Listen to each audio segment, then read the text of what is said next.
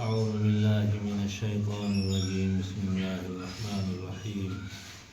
يا أيها الذين آمنوا كتب عليكم الصيام كما كتب على الذين من قبلكم لعلكم تتقون صدق اللہ العظیم۔ بھائیوں اور بزرگوں اور عزیز ساتھیوں،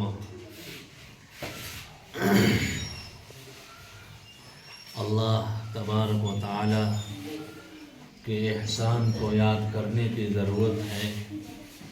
اللہ پاک اپنے احسان کو یاد کرنے کے لیے بھی کہتے ہیں کہ میرے بندوں میرے احسان کو یاد کرو، تب اللہ کا شکر ادا ہوگا، اللہ کا شکر پیدا ہوگا۔ میرے عزیزوں، اللہ نے ہمارے اور آپ کے ساتھ کیسے کیسے انعامات فرمائے، اور زندگی جیسی مبارک، اور زندگی تو بہت سارے لوگوں کو اللہ نے دیا ہے، مگر ایمان جیسی دولت سے اللہ نے ہم کو اور آپ کو مالا مال کیا۔ یہ ایمان کتنا عظیم ہے اور کتنی قیمت والا ہے، اس کا اندازہ تو میرے بھائیوں موت کے وقت پتہ چلے گا۔ اس ایمان کی قدر و قیمت موت کے وقت اندازہ لگے گا، اور اس سے آگے بڑھ کر جب قبر میں ہم اور آپ جائیں گے تب پتہ چلے گا کہ ایمان کتنی بڑی قیمتی چیز ہے۔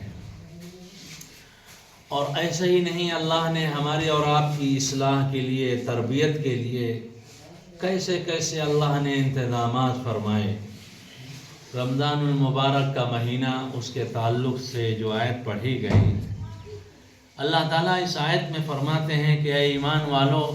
ہم نے تم پر روزے اس لیے فرض کیے تاکہ تم متقی بن جاؤ، پرہیزگار بن جاؤ۔ رمضان المبارک کا مہینہ آتے ہی ہم اور آپ خود بھی اندازہ لگائیں اور تجربہ کرتے رہتے ہیں کہ روزہ جب انسان رکھتا ہے تو روزہ رکھ کر کے ہر انسان کی طبیعت اور دل اس بات کی گواہی دیتا ہے کہ بھائی ہم نے روزہ رکھا ہے، ہم بیڑی نہیں پی سکتے، ہم نے روزہ رکھا ہے، ہم پانی نہیں پی سکتے، ہم نے روزہ رکھا ہے، ہم کھانا نہیں کھا سکتے، ہم نے روزہ رکھا ہے، ہم دن میں دوپہر میں کوئی چیز کھا پی نہیں سکتے، کوئی گٹکا، پوڑیا، پان نہیں کھا سکتے، یہاں تک کہ بھوک، شدید بھوک لگی ہو، روزہ کی حالت ہے، حلال کمائی موجود ہے، حرام تو بڑی دور کی بات ہے، حلال کمائی موجود ہے، اور روزہ رکھ کر کے اس حلال کمائی سے بھی آدمی رک جاتا ہے، جبکہ حرام کمائی نہیں ہے، اپنے گھر کی کمائی، محنت مزدوری کی کمائی بہت حلال کمائی ہے، مگر بندوں کی اطاعت و فرما برداری کا یہ علم ہوتا ہے کہ حرام تو بڑی دور کی بات ہے۔ اہل ایمان کی یہ فطرت ہے کہ اللہ نے منع کیا کہ روزہ رکھ کر کے اب تم کوئی چیز کھا نہیں سکتے، کوئی چیز پی نہیں سکتے، تو حرام حلال چیز سے بھی آدمی بچنے لگتا ہے۔ جس طریقے سے ہم اور آپ حلال چیزوں سے بچتے ہیں، کھانے پینے سے، گھر کی ضروریات کی چیزوں سے، روزہ رکھ کر کے اللہ پاک بندوں کی ایسی تربیت فرمانا چاہتے ہیں، اب جو چاہے روزے سے اپنی تربیت کر لے، فائدہ اٹھا لے، اپنی عادتوں کو درست کر لے۔ تو جیسے ہم اور آپ کھانے اور پینے سے احتیاط برتتے ہیں، اسی طریقے سے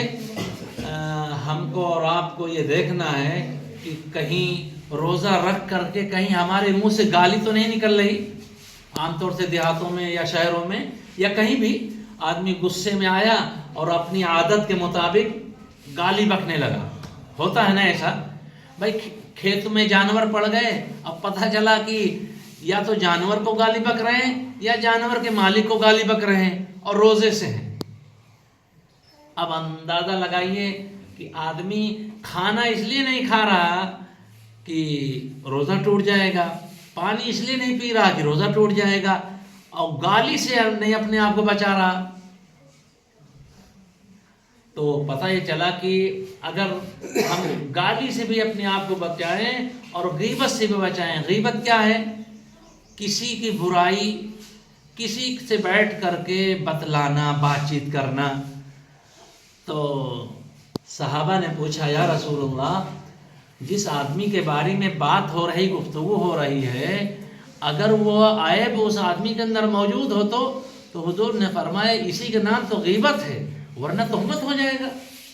اور بڑے فخر سے لوگ غیبت بتلاتے ہیں، اور اس لیے بتلاتے ہیں کہ یہ کمی اس آدمی کے اندر موجود ہے. جب یہ کمی موجود ہے، یہ غلطی موجود ہے، یہ عیب موجود ہے، تو ہم کیوں نہ بات کریں. اور تو اسی لیے تو حضور نے فرمایا کہ جو غلطی، جو کمی جس کے اندر موجود ہے، اسی پر گفتگو کرنا کسی کے پیٹھ پیچھے، اسی کا نام تو غیبت ہے. اور جس کے اندر کوئی غلطی اور عیب نہ ہو، اس کے تعلق سے بات کرنا تو پھر تو تہمت ہو جائے گا. تو حضور علیہ السلام نے منع فرمایا کہ کسی کے اندر کوئی غلطی، کمی، عیب ہو تو اس کو بھی اس کی پیٹھ کے پیچھے نہ بتلاؤ. اس سے جا کے ڈائریکٹ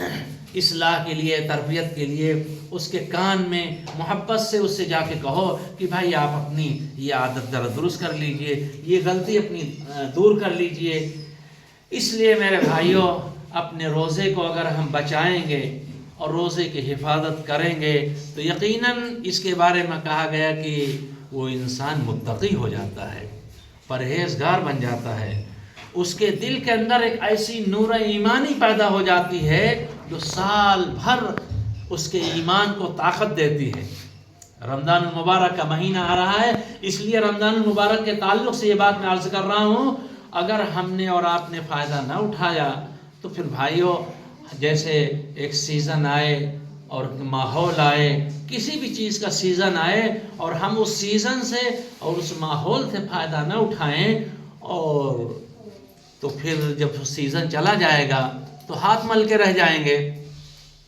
اسی طریقے سے رمضان المبارک کا مہینہ آ رہا ہے اپنی عادتوں کو درست کرنے کا، اپنی اخلاق کو سنوارنے کا، اپنے ایمان کے اندر پاور کو پیدا کرنے کا. اگر ہم نے رمضان المبارک سے پورا فائدہ اٹھایا، رمضان المبارک کے اچھے روزے رکھے اور تمام چیزوں سے، خرافات چیزوں سے اپنے آپ کو بچایا، تو یقیناً ایسا نور ایمانی پیدا ہوگا، ایسا نور ایمانی پیدا ہو جائے گا کہ پھر حق بولنا آسان ہو جائے گا. حق بولنا آسان ہو جائے گا اور کہیں سچی گواہی دینے کی طاقت پیدا ہو جائے گی. اب تو صورتحال یہ ہے کہ لوگ جانتے رہتے ہیں حالات، سچائی کیا ہے، مگر بیچارے وہ سچ کو سچ کہنے کی ہمت نہیں پڑتی، سچ کو سچ کہنے کی، سچی گواہی دینے کی ہمت نہیں پڑتی، طاقت نہیں رہ گئی، نور ایمانی ختم ہو گیا. تو اگر ہم روزے سے پورا فائدہ اٹھائیں گے تو ہمارے اندر جو نور ایمانی پیدا ہوگی، اس کی وجہ سے پھر ہمارے اندر سچی گواہی دینے کی طاقت پیدا ہو جائے گی. اور جیسا کہ میں نے عرض کیا کہ ہم اگر اس سیزن سے فائدہ اٹھائیں گے تو یہ پورے سال بڑا نفع دیتا ہے. رمضان کے روزوں سے جو فائدہ اٹھاتا ہے، روزہ رکھنے کا جیسا حق ہے ویسا آدمی روزہ رکھ لیتا ہے، تو اس روزے کی جو برکات ہوتی ہیں پورے 11 مہینے اس کو آدمی محسوس کرتا ہے. اگر ہم نے اپنے دل کے نور ایمانی کو اس رمضان المبارک کے مہینے کے ذریعے اگر ہم نے اپنے دل کے بیٹری کو چارج کر لیا تو پھر آپ یقین مانیے کہ بیٹری کو جب چارجنگ میں لگا دیا جاتا ہے، گھنٹہ 2 گھنٹہ یا 2-4 گھنٹے بیٹری کو چارج کر لیا جاتا ہے، تو پھر آپ اس بیٹری سے جتنی چاہے لائٹ جلائیں، جتنی چاہے روشنی حاصل کریں. اسی طریقے سے رمضان المبارک کا مہینہ آ رہا ہے، ہم اس رمضان المبارک کے مہینے میں اپنے دل کی بیٹری، نور ایمانی کی بیٹری کو چارج کر لیں. اگر ہم نے نور ایمانی کی دل کی بیٹری ہم نے چارج کر لیا تو پھر اس کے ذریعے جو ہم اور آپ اپنی زندگی کو اور روشنی دے سکیں گے، ان 11 مہینوں کو روشنی ہم آسانی سے پہنچا لے جائیں گے. اس لیے ہمیں قدر کرنے کی ضرورت ہے، اور ہمیں یہ ارادہ کرنے کی ضرورت ہے کہ رمضان المبارک کا مہینہ پاتے ہی ہم اپنی زندگی کو صحیح رخ پر ڈالنے کی کوشش کریں گے، اپنی عادتوں کو درست کریں گے، جس طریقے سے حرام تو بہت دور کی بات ہے، حلال چیزوں سے ہم اپنے آپ کو بچائیں گے، کھانے پینے سے دن میں روزے میں بچائیں گے، اسی طریقے سے بہت ساری چیزوں کے لیے ہمیں اپنے آپ کو تیار کرنا ہے۔ جب رمضان المبارک کے مہینے کی قدر کرنے کے لیے اور اس کا پورا فائدہ اٹھانے کے لیے ہم اپنا ذہن تیار کر لیں گے، اپنا دل و دماغ تیار کر لیں گے، تو پھر ہمارے لیے رمضان سے پورا فائدہ اٹھانا آسان ہوتا ہے۔ اس لیے بھائیو، حضور علیہ السلام نے بات فرمایا کہ مثال سے بات ذرا اچھی طرح سمجھ میں آ جاتی ہے۔ آپ کے گھر میں، ہمارے گھر میں جب کوئی مہمان آنا ہوتا ہے تو پھر اس مہمان کے لیے کتنی تیاریاں کی جاتی ہیں، ٹینٹ لگایا جاتا ہے، کرسیاں لگائی جاتی ہیں، میٹ بچھایا جاتا ہے، قالین لگائی جاتی ہیں، تاکہ مہمان آئے تو ذرا سا خوش ہو، اس کا دل خوش ہو، اور مہمان کی اچھی عزت ہو، اور مہمان خوش ہو کر کے یہاں سے جائے۔ رمضان مبارک کا مہینہ آ رہا ہے، ہم نے اس کے لیے کیا تیاری کیا؟ سب سے بڑی تیاری یہ ہے کہ اپنے دل کو ہم تیار کر لیں، اپنی طبیعت کو تیار کر لیں، اپنے اندر ہم شوق پیدا کر لیں کہ رمضان المبارک کا مہینہ ہم اللہ سے مانگیں، یہ دعائیں مانگیں کہ میرے اللہ، موت تو یقینی ہے، میرے اللہ رمضان المبارک کا مہینہ ہم کو نصیب فرما دے، اور وہ مبارک مہینہ جو ہمیں ملے تو ہم اپنے دلوں کے اندر یہ جذبات پیدا کریں، اپنے دلوں کے اندر یہ ارمان پیدا کریں کہ انشاءاللہ یہ رمضان المبارک کا مہینہ پاتے ہی ہم اس مرتبہ اپنی عادتوں کو ایسا درست کریں گے کہ رمضان کے بعد انشاءاللہ ہماری زندگی ایک دم بدلی ہو جائے گی، ہماری زندگی ایک دم بدل جائے گی۔ اس لیے بھائیو، یہ طے کرو، ارادہ کرو، نیتیں کرو، اور ہم میں سے کون ہے جو اپنے آپ کو اپنے تعلق سے پاک دامنی پر ناز کر سکتا ہے؟ ہر شخص سے غلطیاں ہوتی ہیں، گناہ ہوتے ہیں، قدم قدم پر گناہ ہوتے ہیں، قدم قدم پر غلطیاں ہوتی ہیں۔ اس لیے میرے بھائیو، ہم اور آپ اپنے آپ کو تیار کر لیں کہ جو غلطیاں ہم سے ہو رہی ہیں، اللہ تبارک و تعالی ہمیں موقع دے دیں، رمضان المبارک کا مہینہ نصیب کر دیں، ہم اب کی رمضان میں ایسی توبہ کریں گے، ایسا استغفار کریں گے، اور اپنے اندر ایسا مضبوط عہد اور مضبوط ارادہ پیدا کریں گے کہ انشاءاللہ اس رمضان المبارک کے بعد ہماری زندگی پورے طریقے سے اصلاح ہو چکی ہوگی، ہماری زندگی ایک دم بدل چکی ہوگی، ہماری زندگی ایک دم صحیح ڈھرے پر آ چکی ہوگی، صراط مستقیم پر آ چکی ہوگی۔ اس لیے میرے بھائیوں، یہ رمضان المبارک کے تعلق سے یہ باتیں عرض کرنا ضروری ہے، اس لیے اپنے آپ کو ہم اور آپ تیار کریں۔ آج ہمارے پیر کے ناخن سے لے کر کے سر کے بالوں تک ہم اور آپ گناہوں میں لت پت ہیں، اس طریقے سے گناہوں میں لت پت ہیں، اور ایسا گناہوں میں ملوث ہیں، ایسا خرافات میں ملوث ہیں، اور ہمارے دل سیاہ ہو گئے ہیں، گناہوں کے دلدل میں ایسا ہم پھنس گئے ہیں، چاہنے کے باوجود ہم گناہوں سے نہیں نکل پا رہے ہیں۔